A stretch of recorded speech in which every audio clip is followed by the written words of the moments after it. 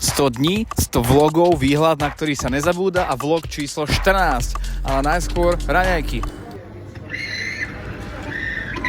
Nie, nebol som sledkom vraždy, je to kávovar, takže rýchle vyzdvihnite pasažiera a ideme smer Košice. Zahraniční speakery, svetové značky, ale aj slovenskí umelci, to je to, kvôli čomu sme sem došli aj tento rok. Vegánsky obed nesmie chýbať, reklama na fínsku operu či splachovacú toaletu a ideme na izbu. Tá síce není luxusná jak tento obuvák, ale dá sa. Po ďalších 4 hodinách človeku aj výhľadne, tak sme sa vybrali von. Povieš mi niečo do vlogu? Díky. Ázia to vždycky istí a potom naše kroky smerovali do tabačky, kde bola afterka spojená s bielou nocou.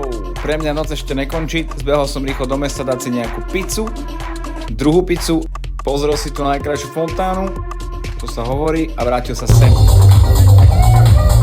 Hej, keďže som aj po XY pivách vedel, kde bývam, tak som na tom bol asi dobre. Vidíme sa zajtra. Čus.